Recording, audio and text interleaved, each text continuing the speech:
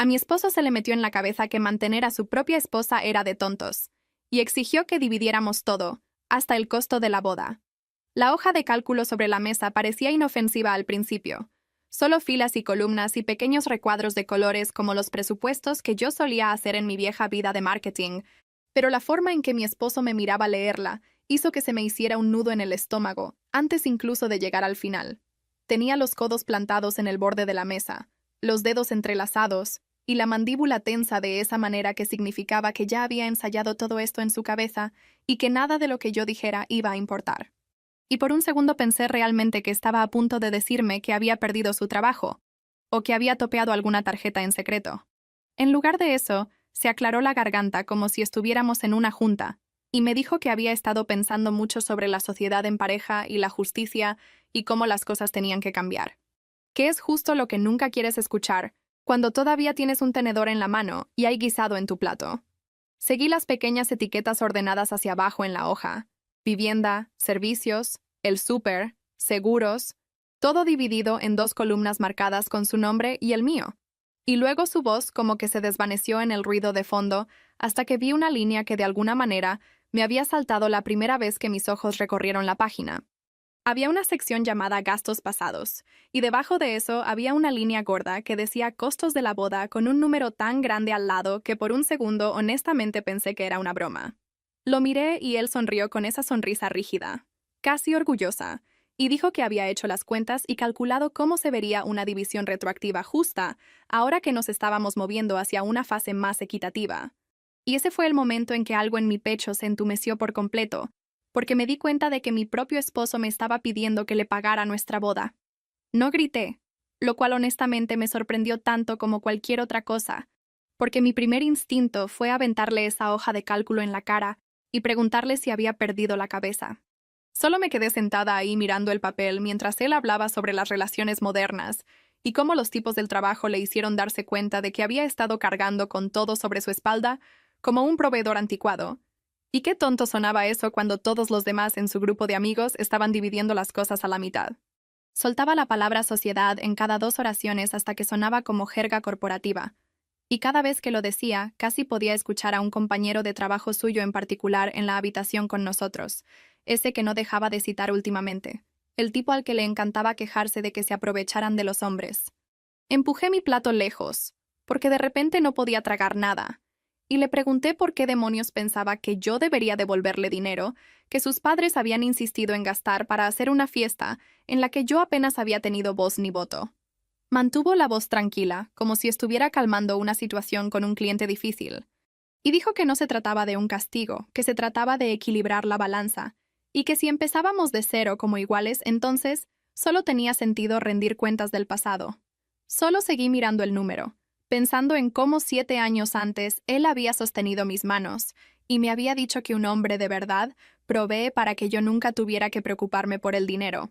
Y ahora básicamente me estaba pasando una factura por ello. No dormí esa noche, no realmente. Me quedé ahí acostada en la oscuridad a su lado, escuchándolo roncar como si acabara de hacer algo razonable, y pudiera descansar tranquilo, mientras mi cerebro reproducía cada conversación que habíamos tenido sobre dinero y trabajo, y cómo se suponía que debía ser el matrimonio. Cuando nos comprometimos, yo era la que tenía el sueldo más grande y el trabajo más genial, y él había sido el que odiaba eso, el que me dijo que me quería en casa, el que dijo que lo hacía sentir como un fracaso que yo siempre estuviera viajando, y él no. Renuncié a mi trabajo porque lo amaba, y porque él lo hizo sonar como una cosa romántica de la vieja escuela, como si me estuviera rescatando del agotamiento y las habitaciones de hotel y los vuelos de madrugada. Ahora, acostada ahí mirando el techo, me di cuenta de que él había reescrito toda esa historia en su cabeza para ponerse a sí mismo como la víctima, y a mí, como la gorrona. En algún momento antes del amanecer, me rendí de fingir que dormía y fui a la cocina a hacerme café. Y cuando él entró más tarde frotándose los ojos y preguntando dónde estaba su taza, escuché mi propia voz salir mucho más tranquila de lo que me sentía cuando dije que si éramos socios ahora, él podía hacerse su propio café. Parpadeó como si yo hubiera hablado en otro idioma y luego soltó esa risa corta e irritada, la que usaba cuando se caía el internet, como si yo fuera la falla en el sistema. Dijo que estaba tergiversando sus palabras, que esto no tenía nada que ver con los quehaceres o el desayuno, que se trataba de finanzas y respeto. Luego soltó su nueva frase favorita sobre cómo los tipos del trabajo habían estado hablando de esto, sobre cómo muchos hombres estaban despertando al hecho de que eran básicamente carteras glorificadas, mientras sus esposas jugaban a la casita. Me quedé ahí parada agarrando el borde de la barra, sintiendo como si alguien hubiera cambiado a mi esposo por una peor versión de sí mismo mientras yo no miraba. Le dije que si quería una socia igualitaria, entonces iba a tener una. Y eso significaba que él también podía encargarse de sus propias camisas y su propio almuerzo y sus propias citas, porque yo había estado haciendo trabajo no remunerado durante años, sin poner eso nunca en una hoja de cálculo.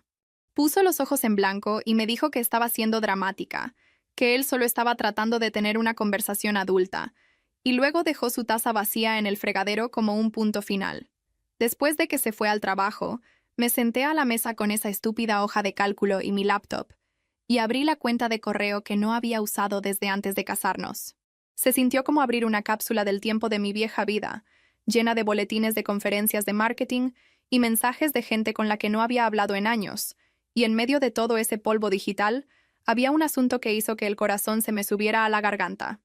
Era de mi viejo mentor, el que siempre me había dicho que era un crimen desperdiciar talento. Y ya tenía unas semanas de antigüedad, enterrado bajo basura.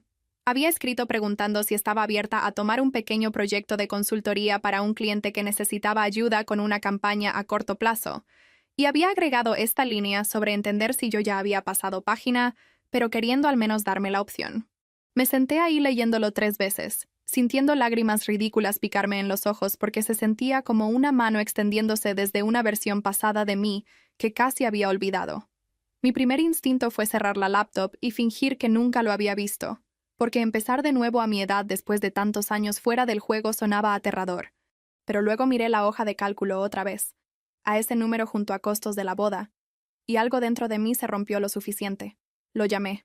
Mi voz estaba lo suficientemente temblorosa como para tener que aclararme la garganta y fingir que la conexión era mala, pero él fue su yo cálido y directo de siempre.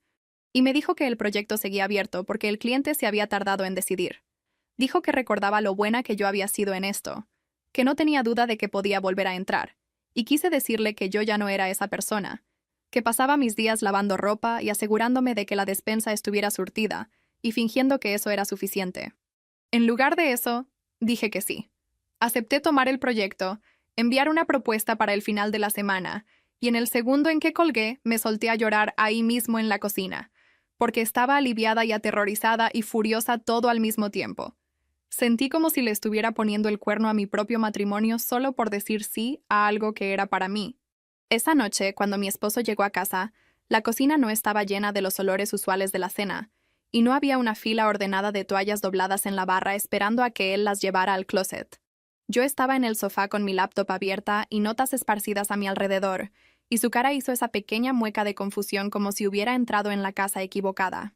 Preguntó qué estaba pasando, y le dije que había agarrado algo de trabajo freelance, que iba a estar haciendo un proyecto de consultoría para un viejo contacto. Traté de mantener mi tono casual, como si esto fuera solo una cosa pequeña, pero por dentro estaba temblando.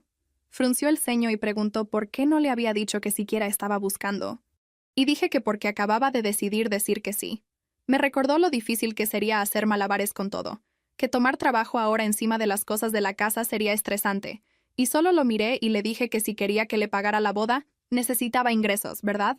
No tuvo mucho que decir después de eso, pero sí se veía vagamente molesto de que no hubiera cena, lo cual honestamente fue lo mejor de mi noche.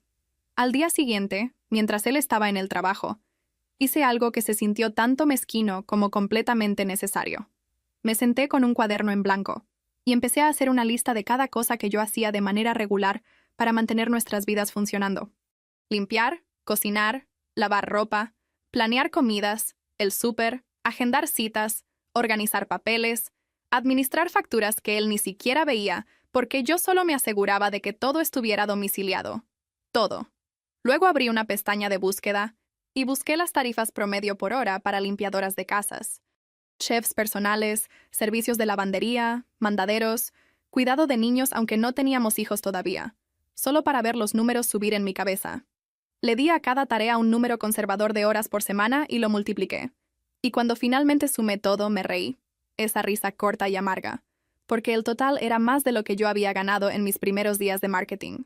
Fue como si el universo estuviera confirmando lo que yo ya sabía, pero nunca me había atrevido a decir en voz alta, que era que yo había estado trabajando todo este tiempo, solo que sin sueldo. Cuando llegó a casa esa tarde, lo recibí en la mesa con mi propia lista escrita a mano y mi propio desglose aproximado, y se la deslicé como si estuviéramos en algún tipo de negociación. Le dije que si estábamos hablando de justicia, entonces necesitábamos tomar en cuenta el valor del trabajo que yo había estado haciendo mientras él estaba en la oficina, que no puedes fingir que la mitad de la labor en un hogar no cuenta solo porque no aparece en un estado de cuenta bancario. Honestamente esperaba que lo mirara y tuviera al menos un destello de comprensión, tal vez incluso vergüenza. En lugar de eso, le echó un vistazo y, de hecho, se rió. Me dijo que nadie paga por esas cosas en un matrimonio, que esas son solo cosas que hacen las esposas, que ponerles un precio era ridículo y medio ofensivo. Dijo que si yo quería trabajar ahora, porque mi amigo de antes me había ofrecido algún proyecto, que estaba bien, pero que no debería tratar de reescribir la historia como si hubiera sido alguna empleada mal pagada. Esa fue la noche en que dejé de lavarle la ropa. Unos días después, su mamá me llamó de la nada, lo cual fue mi primera pista de que él había empezado a compartir una versión muy editada de nuestros problemas con su familia. Abrió con una charla casual sobre planes para las fiestas y luego, como si acabara de acordarse, preguntó si todo estaba bien en casa porque su hijo había sonado estresado. Dije que estábamos resolviendo algunas cosas, tratando de mantenerlo vago, pero ella presionó. Siempre lo hacía. Eventualmente sacó el hecho de que yo estaba, en sus palabras, creando tensión sobre algo tan simple como actualizar cómo manejábamos el dinero. Me recordó muy puntualmente cuánto habían hecho ellos por nosotros. Cómo habían pagado la mayor parte de la boda, cómo habían ayudado con el enganche cuando compramos la casa, cuán agradecida había estado ella de ver a su hijo asumir el papel de proveedor de la manera en que su padre nunca tuvo la oportunidad. Estaba claro de qué lado estaba ella antes incluso de que yo abriera la boca. Cuando le dije que él me había pedido que le pagara nuestra boda, hubo una pausa larga en la línea. Luego dijo, como si estuviera eligiendo cada palabra con cuidado, que tal vez él lo había abordado de la manera incorrecta, pero que era comprensible para un hombre reevaluar cuando se sentía dado por sentado. Quise preguntarle cuándo, exactamente, pensaba ella que yo había dado algo por sentado. Fue durante las noches que me quedé despierta hasta tarde preparando comidas para que él pudiera agarrar algo en su camino hacia la puerta. Los fines de semana que pasé limpiando la casa para que sus padres no vieran ni una mota de polvo cuando caían sin avisar. Los años que me senté junto a él en cenas familiares mientras él absorbía los elogios por ser tan trabajador y todos trataban mis contribuciones como ruido de fondo. En lugar de eso, me mordí la lengua hasta que pude probar sangre y le dije que apreciaba su preocupación pero que esto era entre su hijo y yo. No le gustó esa respuesta. Pude escucharlo en la forma en que su voz se enfrió. Para cuando colgamos, supe que un puente más se había movido silenciosamente bajo mis pies. Suena mezquino cuando lo digo en voz alta, pero había llegado al punto donde cada calcetín que doblaba se sentía como una pequeña traición a mí misma. Lavaba mi propia ropa, cocinaba para mí, limpiaba lo que yo ensuciaba, y dejaba su desorden exactamente donde él lo hacía. Sus platos se quedaban en el fregadero, su ropa esparcida se quedaba en el respaldo de las sillas, sus envolturas vacías de botanas vivían en la mesa de centro, y traté muy duro de que no me importara cuando el departamento empezó a parecer un dormitorio universitario de su lado. La culpa me carcomía constantemente, porque cada vez que pasaba junto a una pila de sus cosas, escuchaba la voz de mi madre en mi cabeza diciéndome que no fuera rencorosa, que una buena esposa cuida su hogar. Pero también escuchaba su voz leyendo líneas de esa hoja de cálculo, y entre las dos, el coraje ganaba más a menudo. Una semana después, cuando él todavía no había captado la indirecta y la cama se sentía como una mesa de negociación fría en lugar de un lugar para dormir, moví sus cosas al cuarto de huéspedes. Lo hice mientras él estaba en el trabajo, empacando sus camisas y sus corbatas y los libros que nunca leía realmente, pero le gustaba exhibir, y dejé su lado del tocador vacío. Cuando llegó a casa y vio sus cosas en el cuarto más pequeño al final del pasillo, se me quedó viendo como si yo hubiera prendido fuego a la casa. Le dije con calma que si éramos socios ahora, entonces espacios separados tenían sentido hasta que averiguáramos cómo vivir como gente que realmente se respeta mutuamente. Dije que necesitaba espacio para respirar y para trabajar, y para recordar quién era yo sin estar chocando constantemente con su resentimiento. Me dijo que estaba exagerando, que las parejas pelean y se ajustan y siguen adelante, que estaba haciendo un gran lío de lo que él llamaba una simple hoja de cálculo. Luego intentó dormir en el sofá para probar algún punto, pero después de una noche le dolió la espalda y a regañadientes tomó el cuarto de huéspedes. Mientras tanto, yo estaba haciendo malabares con mi nuevo proyecto con todo este caos, y se sentía como vivir en universos paralelos. Durante el día, estaba en llamadas con mi mentor y su cliente, revisando ideas de campaña y cronogramas, y la parte de mi cerebro que siempre había amado este trabajo se iluminó como si hubiera estado dormida, y alguien finalmente hubiera pasado el interruptor. Tenía que agendar las llamadas durante ciertas ventanas cuando sabía que mi esposo no estaría en casa. Y cerraba la puerta del cuarto de huéspedes que silenciosamente había convertido en mi oficina, y me ponía audífonos para poder fingir que estaba en otro lugar. Cuando se escuchaban pasos por el pasillo inesperadamente temprano, minimizaba pantallas por costumbre, como si fuera una adolescente escondiendo algún secreto, aunque nada de lo que estaba haciendo estaba realmente mal.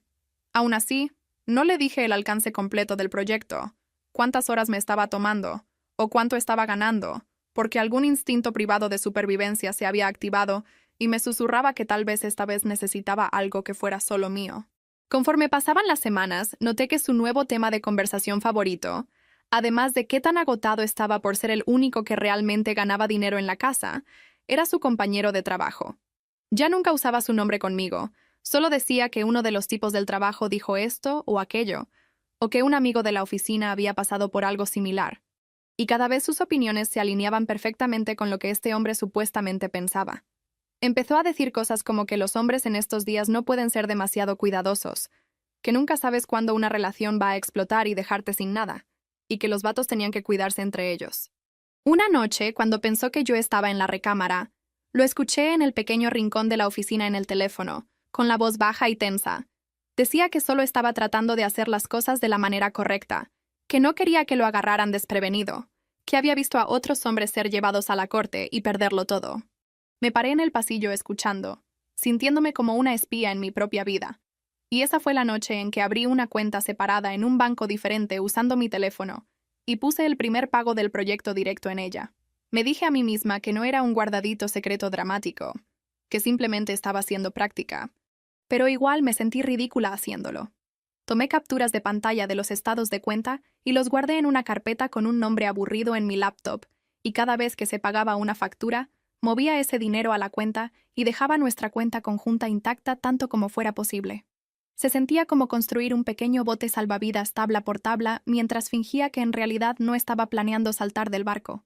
Y odiaba que hubiera llegado a eso, pero odiaba aún más la sensación de esa hoja de cálculo bajo las yemas de mis dedos.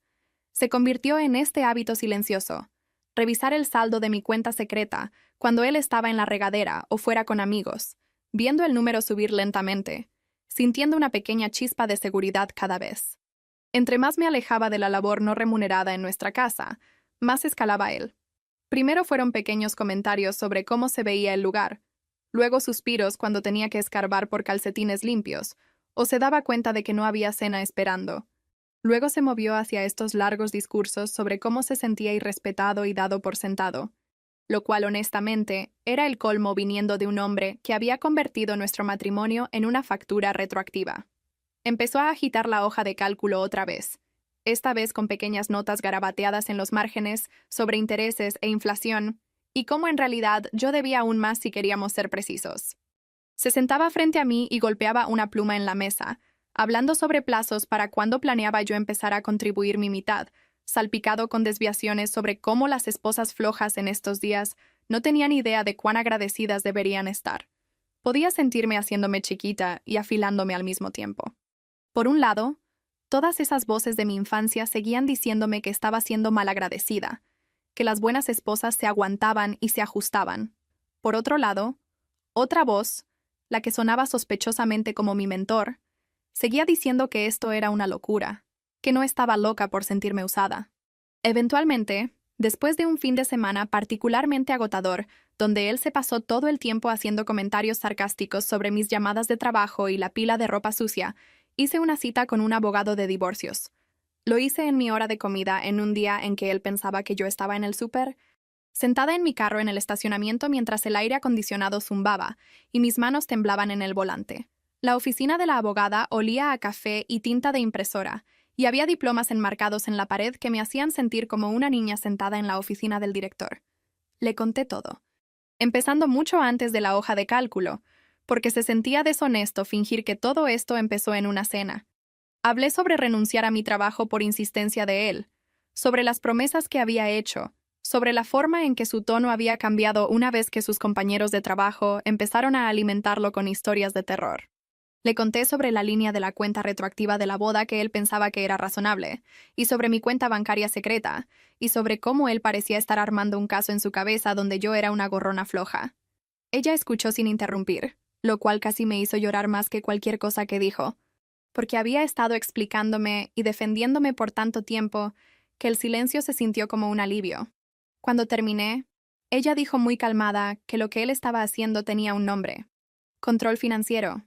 Dijo que no siempre era obvio, incluso para la persona que lo recibía, especialmente cuando estaba disfrazado en el lenguaje de la justicia y la sociedad. Me dijo que en nuestro estado, los años que había pasado manejando nuestro hogar contaban, que los bienes acumulados durante el matrimonio se consideraban propiedad conyugal, no sus trofeos personales. No me prometió milagros ni garantizó resultados, lo cual respeté, pero sí expuso unas cuantas opciones. Dijo que si quería salirme, podíamos empezar con una carta formal solicitando una división justa de lo que habíamos construido juntos, y que su pequeña cuenta retroactiva por la boda no tenía base legal. Salí de ahí sintiéndome como si alguien silenciosamente me hubiera puesto una columna vertebral de nuevo en el cuerpo. En el camino a casa casi doy vuelta hacia el vecindario de mis padres por pura memoria muscular. Cada vez que algo grande pasaba en mi vida, bueno o malo, solía terminar en su casa tarde o temprano, sentada en la misma vieja mesa de cocina donde mi madre alguna vez había llorado sobre facturas vencidas, mientras mi padre fingía no darse cuenta. No me metí a su cochera ese día, pero me estacioné a la vuelta de mi propio lugar y me senté ahí con el motor apagado, mirando el volante y pensando en cómo iba a reaccionar ella cuando escuchara que había hablado con un abogado. No hay guión en mi familia para alguien que se aleja de un matrimonio que no involucre palabras como fracaso y vergüenza lanzadas como confeti. Me aguanté una semana antes de decirle. Salió durante la comida del domingo porque claro que sí. Ella había hecho este gran asado como si estuviéramos celebrando algo, y mi hermana se había arrastrado tarde con una cruda y una historia sobre algún hombre que se había desaparecido después de prometerle el mundo. Por un minuto, casi dejé que la noche se tratara de eso, porque era familiar y fácil diseccionar el desastre de alguien más, en lugar de poner el mío sobre la mesa. Luego mi madre empezó con qué tan afortunada era yo de tener un esposo que proveía, cómo algunas mujeres matarían por ese tipo de estabilidad, y las palabras simplemente brotaron de mí antes de que pudiera detenerlas. Le dije que me había reunido con un abogado de divorcios. El tenedor se le cayó de la mano y repiqueteó contra el plato. Los ojos de mi hermana se abrieron grandes y luego se agudizaron, como si ya estuviera lista para elegir un bando en una pelea que ni siquiera había empezado. Mi madre preguntó si estaba bromeando. Cuando dije que no, preguntó si él me había puesto el cuerno o me había golpeado o hecho algo imperdonable, porque en su mente esas eran las únicas razones válidas para irse. Dije que me había mostrado una hoja de cálculo y me había pedido que le pagara nuestra boda como si fuera un préstamo, y ella solo se me quedó viendo como si estuviera tratando de traducir eso a un idioma que entendiera. Preguntó, muy despacio, si estaba segura de que no estaba exagerando. Me recordó que los padres de él habían pagado la mayor parte, que habían sido generosos, que a muchas novias les hubiera encantado una ceremonia como la que tuvimos. Fue como si no hubiera escuchado la parte donde él quería reembolso retroactivo. Mi hermana, hay que reconocerle, explotó primero. Dijo, ¿es en serio? ¿Crees que es normal que un hombre decida 7 años después que su esposa le debe una factura por el vestido y las flores? Le recordó a mi madre cuántas veces me había llamado afortunada cuando me comprometí, cómo había enmarcado todo ese día como algún tipo de cima por la que debería estar agradecida por el resto de mi vida. Mi madre contestó que el matrimonio es trabajo y que las peleas de dinero pasan, que tal vez él solo estaba asustado y buscando control de la única manera que sabía. Me senté ahí, escuchándolas discutir sobre mi vida como si yo ni siquiera estuviera en la habitación, y pensé en la voz tranquila de la abogada diciendo que lo que él estaba haciendo tenía un nombre: control financiero. Desequilibrio de poder disfrazado de justicia. Finalmente interrumpí y dije que no estaba pidiendo permiso. Les estaba diciendo lo que estaba pasando. Eso salió exactamente tan bien como esperarías. Los ojos de mi madre se llenaron de lágrimas. Mi hermana agarró mi mano por debajo de la mesa, como si no pudiera decidir si quería consolarme o sacudirme, y sentí esta extraña mezcla de culpa y alivio asentarse en mi estómago. Más tarde esa noche, mi hermana me mandó una ráfaga de mensajes llenos de errores de dedo y pensamientos a medias sobre cómo estaba orgullosa de mí y también aterrorizada por mí. Me recordó que nuestra madre era de otro tiempo, que irse se sentía para ella como romper una historia que ya había enmarcado en la pared. Le dije que ya no tenía la energía para ser la buena hija y la buena esposa al mismo tiempo. Me mandó un corazón y un chiste sobre imprimir mi cara en un póster de advertencia que dijera: no dejes que los tipos de oficina manejen tu matrimonio. Me reí más fuerte de lo que el chiste merecía, pero ayudó. Me recordó que no todos en mi órbita pensaban que estaba perdiendo la cabeza solo porque ya estaba harta de ser un ítem en una hoja de cálculo. Después de esa reunión, me volví meticulosa de una manera que hubiera impresionado a mis viejos jefes. Junté estados de cuenta, declaraciones de impuestos, recibos, cualquier cosa que mostrara a dónde se había ido el dinero a lo largo de los años. Antes, cuando éramos felices y él confiaba en mí completamente, yo era la que manejaba la mayoría del papeleo aburrido, así que muchas de las contraseñas estaban guardadas en nuestra computadora. Respaldé archivos en una memoria USB que mantuve enterrada en una caja de viejas decoraciones navideñas, porque si él alguna vez se molestaba en revisar esas cosas, teníamos problemas más grandes de todos modos. Seguí trabajando en mis proyectos de consultoría y moviendo los pagos a mi cuenta separada, y respondí a sus preguntas sobre mi horario con verdades a medias que técnicamente no eran mentiras, lo cual hacía más fácil no ahogarme con ellas. Él empezó a notar el cambio mucho antes de darse cuenta de lo que significaba. Al principio, trató de negociar. Llegaba a casa con comida para llevar y actuaba como si nada estuviera mal. Luego, casualmente, deslizaba la hoja de cálculo de vuelta a la mesa, como si solo estuviéramos retomando una conversación. Cuando yo no mordía el anzuelo, tomaba un enfoque diferente. Algunos días era casi dulce, hablando sobre cómo tal vez había sido un poco duro, cómo no quería que peleáramos, cómo solo quería sentir que estábamos en el mismo equipo. Otros días, me acusaba de ser fría, de castigarlo, de tratar de hacerlo sentir culpable por querer algo que supuestamente era normal. Cambió la contraseña de nuestro internet de la casa una tarde, afirmando que era por seguridad, y luego convenientemente se le olvidó dármela hasta que hice una escena. Canceló una tarjeta conjunta que usábamos para el súper, diciéndome que estaba reorganizando las finanzas y que era más fácil si las cosas pasaban por su cuenta, ya que él era el que pagaba la mayoría de las facturas de todos modos. El día que realmente estallé fue estúpidamente mundano. Acababa de terminar una llamada muy buena con mi mentor y el cliente. Una de esas llamadas donde las ideas fluyen y se siente como que tu cerebro ha despertado después de una siesta larga. Y entré a la cocina para encontrar una montaña de trastes sucios tambaleándose en el fregadero. Había sartenes con salsa seca, platos con costras de comida de noches de cenas de microondas que yo no había comido, tazas con anillos de café. Todo el asunto como algún tipo de instalación de arte titulada Prueba de que él cree que sigues siendo su sirvienta. Grité su nombre y le pregunté, probablemente un poco demasiado fuerte, ¿por qué pensaba que era mi trabajo limpiar su desorden cuando había dejado muy claro que éramos iguales ahora? Levantó las manos y dijo que había estado ocupado, que el trabajo lo estaba matando, que yo sabía que él odiaba lavar trastes. Y luego agregó esta línea sobre cómo todo había estado bien, hasta que empecé a trabajar de nuevo y a actuar como si estuviera por encima de nuestra vida. Algo en mí se rompió, silenciosa pero completamente. Le dije que quería el divorcio. Las palabras salieron tan claras que por un segundo pensé que alguien más las había dicho. Se rió al principio, un pequeño bufido de incredulidad, y dijo que estaba siendo ridícula, que las parejas dicen cosas que no sienten cuando están estresadas. Lo repetí, más lento esta vez, y le dije que ya había hablado con un abogado, que los papeles llegarían, que esto no era una amenaza, era una decisión. El color se le fue de la cara como si alguien hubiera jalado un enchufe. Me preguntó si esto era realmente por una hoja de cálculo, y le dije que se trataba de 7 años de ser tratada como un accesorio cuyo trabajo no contaba hasta que él quería cobrarme por ello. Al día siguiente mi abogado mandó la carta. Exponía lo básico, que yo estaba buscando una disolución del matrimonio, que solicitaba una división justa de la casa y los ahorros y las cuentas de retiro basada en las leyes de nuestro estado. Sin drama, sin insultos, solo lenguaje legal seco que hacía que mi vida entera sonara como un archivo en un gabinete. Me llamó desde el estacionamiento de su oficina cuando la recibió, con la voz temblando de coraje, diciendo que no podía creer que yo hubiera arrastrado a un extraño a nuestros asuntos privados. Me acusó de tratar de robarle, de escuchar a gente que no entendía nuestra relación, y cuando señalé que él había estado escuchando a su compañero de trabajo por meses, dijo que eso era diferente, porque ese tipo sabía lo que era ser un hombre bajo presión. Durante las siguientes semanas, las cosas se pusieron feas de una manera que no fue de película, solo agotadora. Él contrató a su propio abogado, quien aparentemente se compró su narrativa de que yo no había hecho nada por años y ahora quería irme con la mitad de todo. Empezó a esparcir historias a amigos mutuos y familia sobre cómo yo había cambiado, sobre cómo el dinero se me había subido a la cabeza otra vez ahora que estaba consultando, sobre cómo él solo estaba tratando de protegerse.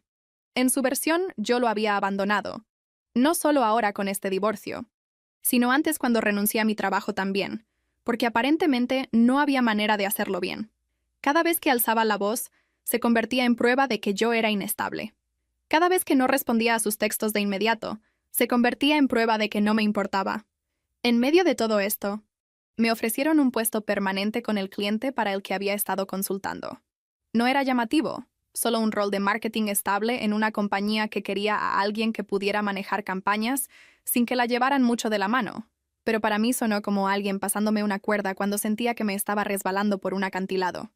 Acepté en el momento, luego me senté en mi carro en su estacionamiento y lloré otra vez, porque aparentemente ese era mi nuevo rasgo de personalidad. No le dije a mi esposo sobre el trabajo. Le dije que seguía solo haciendo proyectos aquí y allá, porque una parte de mí no podía soportar la idea de que él tergiversara incluso esto en otro punto más en su lista de quejas.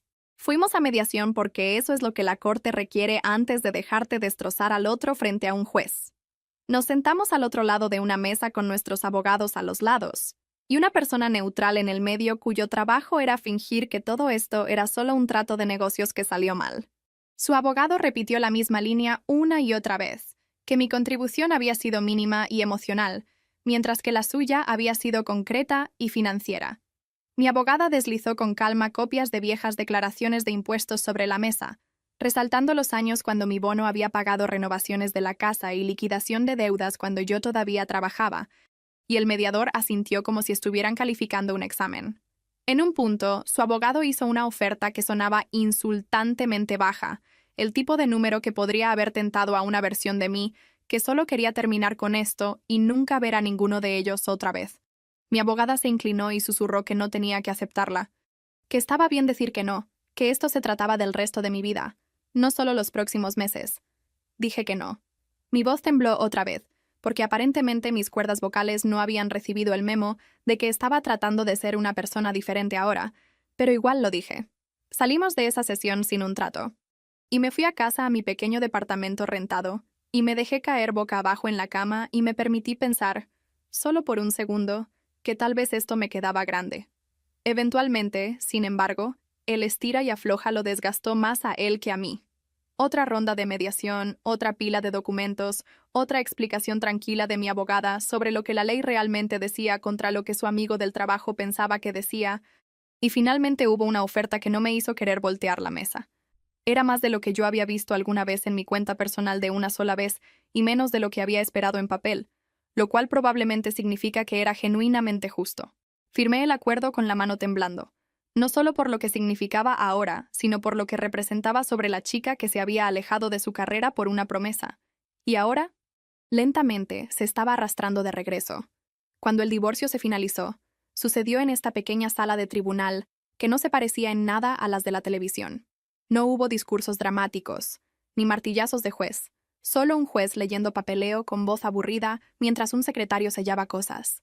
Me senté ahí en un vestido sencillo que había comprado en oferta, con mi abogada a mi lado, y escuché a alguien referirse a mi matrimonio como un número de caso. Firmé el último set de formas. Sentí mis ojos arder otra vez, y me dije a mí misma que llorar no me hacía débil, solo significaba que esto realmente importaba. Él estaba ahí también, al otro lado del cuarto, viéndose cansado y terco y un poco perdido. No intentó hablarme después. Solo asintió una vez cuando nuestros ojos se encontraron accidentalmente en el pasillo, como si fuéramos parientes lejanos en un funeral. El acuerdo cayó en mi cuenta unos días después. Vi los números actualizarse en la pantalla y sentí esta mezcla de náusea y alivio, como cuando un avión finalmente aterriza después de un vuelo largo y turbulento. Sabía que el dinero no borraba lo que había pasado, que no era alguna recompensa mágica por el dolor, pero sí significaba que podía dejar de vivir en un lugar rentado que todavía olía levemente al último inquilino. Encontré un departamento modesto en un vecindario más tranquilo, nada lujoso, pero con suficiente luz y un pequeño pedazo de pasto afuera de la ventana donde podía poner una silla y tomar café sin preocuparme por pisar un calcetín olvidado. Compré muebles que me gustaban, nada que me recordara a lo que habíamos escogido juntos. Aprendí cómo se sentía sentarse en un espacio que era enteramente mío, donde cada plato en el fregadero me pertenecía, y nadie podía voltearse y usarlo como munición. Meses después, cuando regresé a la vieja casa a recoger unas pocas cosas que había dejado atrás en la prisa, vi a uno de sus amigos del trabajo ayudándolo a mover algunas de sus cosas a una bodega. Se estaban riendo de algo, empujando cajas a la parte trasera de una camioneta, y miré desde mi carro por un segundo antes de que me vieran. Él me dio un pequeño saludo incómodo con la mano, y yo saludé de vuelta. Luego entré y agarré mi caja de libros viejos sin quedarme a platicar. En el camino de regreso a mi nuevo lugar, me di cuenta de que no sentía rabia de la manera que pensé que lo haría. Me sentía cansada, mayormente, y extrañamente apenada de que él hubiera elegido construir su sentido de hombría a partir de las opiniones de hombres que nunca tendrían que vivir con las consecuencias. La vida no se volvió mágicamente perfecta después de eso. Obviamente. Mis días estaban llenos de una manera que no lo habían estado en años, pero eso no significaba que fueran fáciles. En el trabajo, la gente empezó a incluirme en proyectos más grandes, ahora que no estaba constantemente tratando de hacer malabares con todo alrededor de los humores impredecibles de alguien más. La primera vez que mi jefe preguntó si estaría dispuesta a viajar para una junta con un cliente, dudé por hábito, esperando la desaprobación fantasma que solía colgar sobre cualquier decisión que pudiera sacarme de la casa por la noche. Luego recordé que ya no había nadie en casa llevando la cuenta. Dije que sí, y más tarde esa noche me paré en mi pequeña cocina mirando una maleta en la barra y me reí de mí misma por casi pedirle permiso a un fantasma. Hubo ajustes sociales también. Algunos amigos desaparecieron del mapa tan pronto como el divorcio fue definitivo.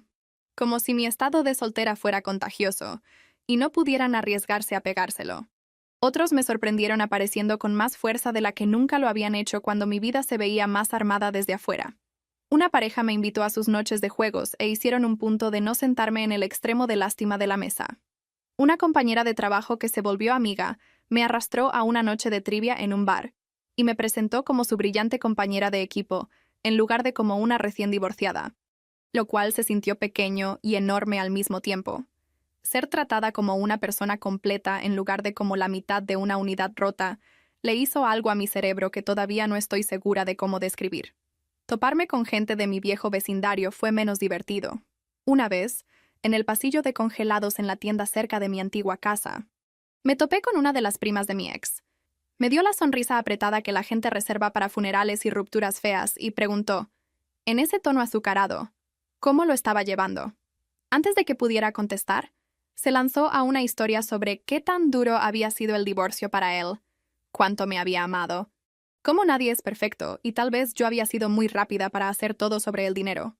Me quedé parada ahí sosteniendo una caja de verduras tristes y escuché mientras ella reescribía gentilmente toda nuestra historia para ponerlo a él como el proveedor herido y a mí como la esposa malagradecida que no podía apreciar lo bien que lo tenía. Por un segundo, la vieja culpa subió, caliente y familiar. Casi empecé a explicarme de la manera que lo había hecho al principio, enlistando cada pequeña humillación como pruebas en un caso, tratando de hacerla entender que no se trataba de una hoja de cálculo. Se trataba de años de ser tratada como un gasto en lugar de una pareja. Luego me caché. Me di cuenta de que no le debía a ella, ni a nadie en esa familia, un desglose punto por punto de por qué había llegado a mi límite.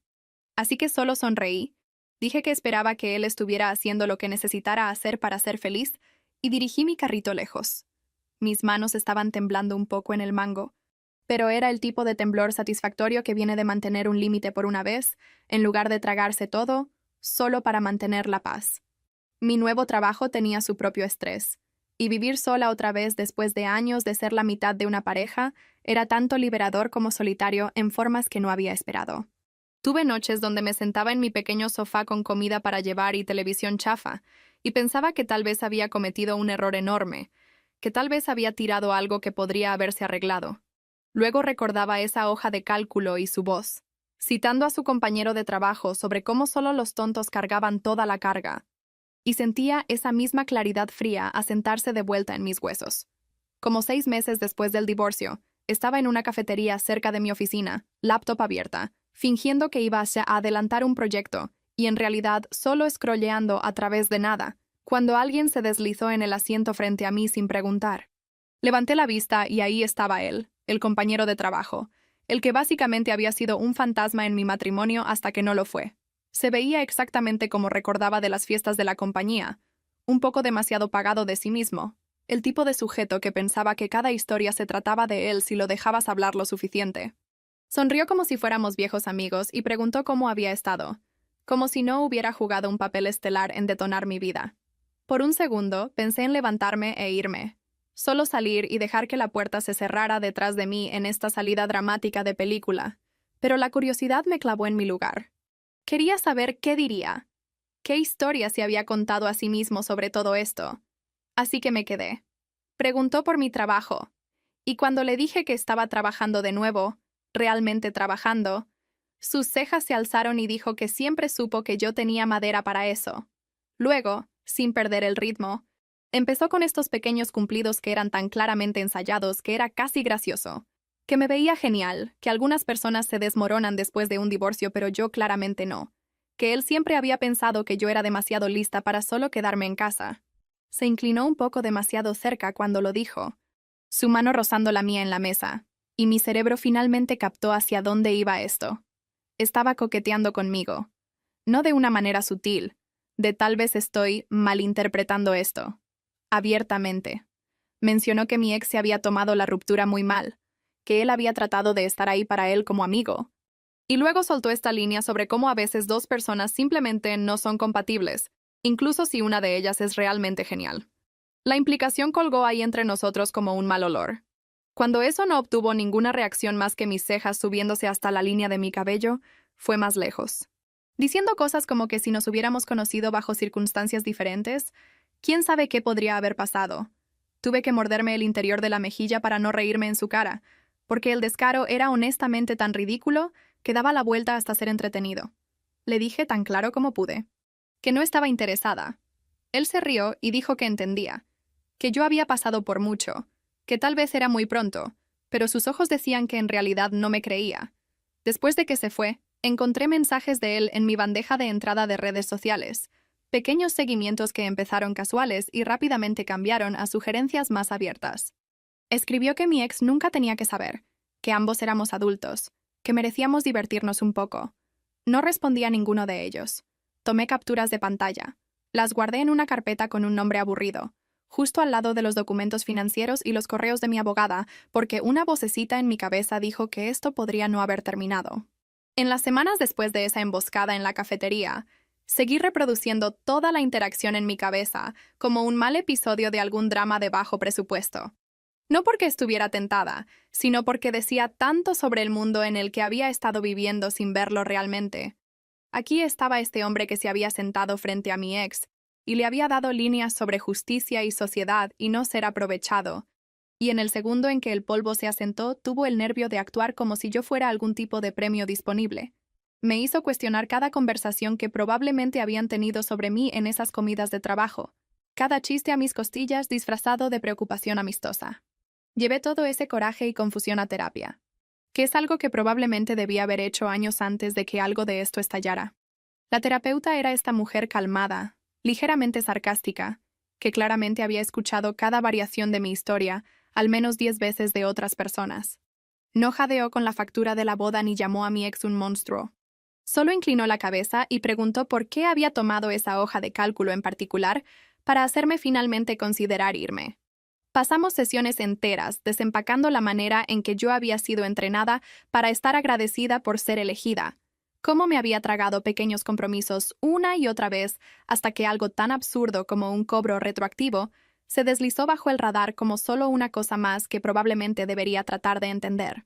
Ella preguntó sobre mis propios patrones también, lo cual fue molesto de la manera en que todas las observaciones precisas lo son. Tuve que admitir que yo había obtenido algo de ser la flexible, la complaciente, La esposa que podía convertir cualquier petición irracional en una historia sobre ser comprensiva. Me hacía ver bien. Me hacía sentir necesitada.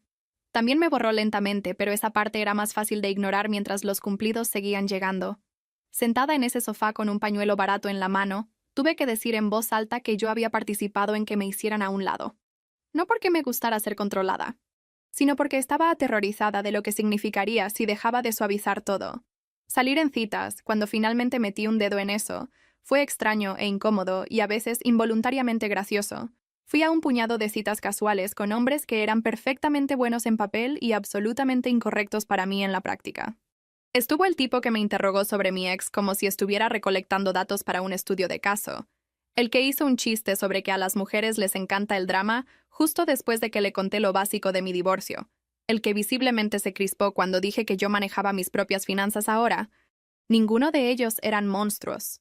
Eran solo pequeños recordatorios de que mi estándar había cambiado, que ya no iba a sentir mientras alguien me explicaba mi propia vida en un tono que sugería que ellos sabían mejor.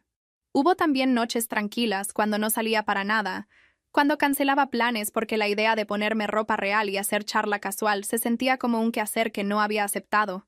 En esas noches, me acurrucaba en mi sofá ligeramente abultado con una cobija barata y cualquier sobra que hubiera logrado no quemar, y me permitía sentirme triste sin enmarcarlo inmediatamente como progreso. A todos les encanta una historia de regreso, pero la parte de en medio, la parte desordenada donde solo estás medio existiendo y sanando a la velocidad de un caracol en un mal día, no sale en lo mejor de la película. No es glamoroso, pero es donde pasa la mayoría del trabajo real. Para cuando mi ex finalmente me mandó un correo, yo no estaba sanada ni transformada, ni ninguna de esas palabras dramáticas que a la gente le gusta usar. Solo estaba más estable. Mi trabajo se sentía real. Mi departamento se sentía como hogar en lugar de como un escondite temporal. Mis amistades eran menos sobre desahogarse y más sobre conexión real otra vez. Así que cuando su nombre apareció en mi pantalla, mi primera reacción no fue pánico puro. Fue más como un dolor agudo y sorpresivo, de la manera en que sientes cuando presionas una cicatriz que olvidaste que estaba ahí y te das cuenta de que todavía está un poco sensible. Casi un año después del divorcio, mi ex me mandó un correo. Era un mensaje simple, solo un párrafo corto diciendo que había cosas que deseaba haber dicho en ese entonces, que había estado pensando mucho, que se preguntaba si yo estaría dispuesta a vernos y hablar. Mi primera reacción fue borrarlo y bloquearlo, porque había trabajado duro para construir una vida que no girara alrededor de sus humores, y no estaba ansiosa por abrir eso. Pero luego otra parte de mí, la parte que odiaba los cabos sueltos, quería escuchar lo que él pensaba que necesitaba decir.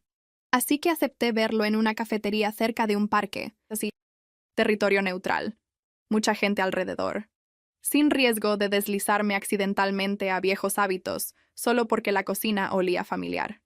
Se veía más viejo cuando entró. Y no solo de las formas obvias.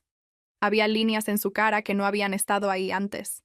Una pesadez en la forma en que se movía que me hacía pensar en alguien caminando a través de agua en lugar de aire.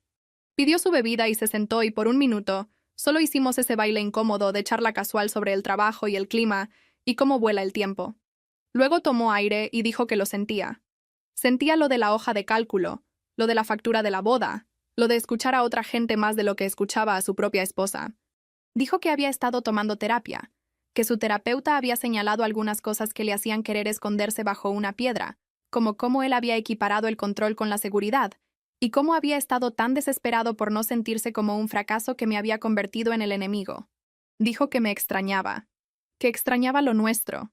Dijo que si yo estaba dispuesta, quería otra oportunidad para hacerlo diferente, para ser realmente socios de la manera que él había fingido que quería en ese entonces, pero claramente no había entendido.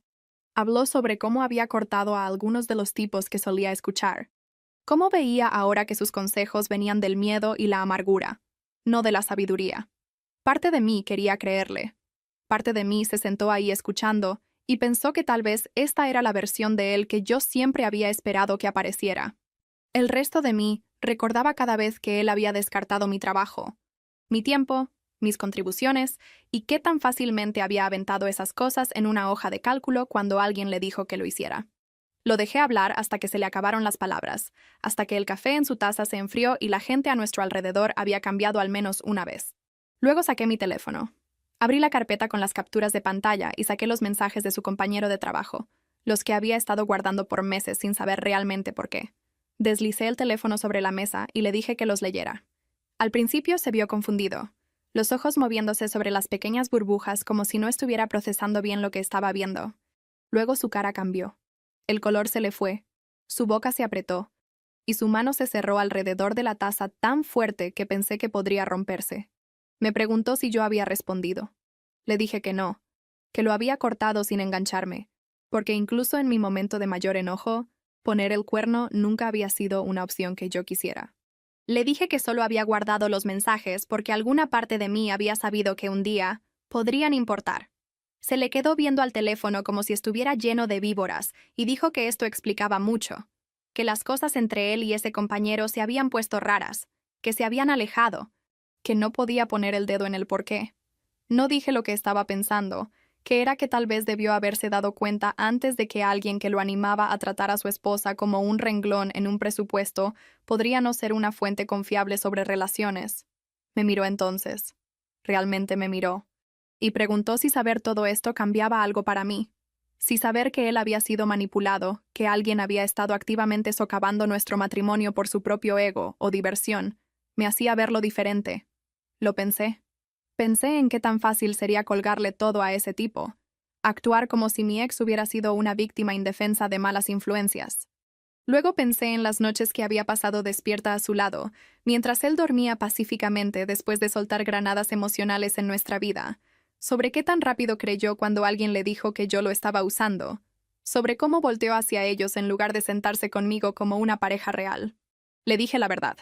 Dije que sí cambiaba algo, en que ahora sentía menos coraje puro y más tristeza complicada, pero no borraba las decisiones que él había tomado. Preguntó si consideraría intentar de nuevo. No de inmediato, dijo. No como una película donde salimos de la cafetería tomados de la mano, pero algún día, tal vez, si él seguía haciendo el trabajo y me mostraba que realmente había cambiado. Miré al hombre con el que una vez prometí quedarme por el resto de mi vida y me di cuenta de que ya no lo conocía, no realmente. Creía que estaba trabajando en sí mismo. Creía que estaba genuinamente horrorizado por lo que su amigo había hecho. No creía que regresar a esa casa, a ese rol, a esa dinámica, fuera a estar bien de repente solo porque todos lo sentían ahora. Así que dije que no. No dramáticamente. No con un discurso. Solo un no tranquilo que se sintió como cerrar una puerta gentilmente en lugar de azotarla. Le dije que esperaba que siguiera yendo a terapia. Le dije que esperaba que averiguara cómo tener relaciones que no estuvieran construidas sobre hojas de cálculo y comentarios externos. Le dije que no le deseaba mal, que no me quedaba despierta en la noche fantaseando con que su vida se desmoronara, pero que mi vida finalmente había empezado a sentirse mía otra vez. Y no estaba dispuesta a apostar eso. Asintió, con los ojos brillosos, y por un segundo casi extendí la mano para tocar la suya. Luego me detuve.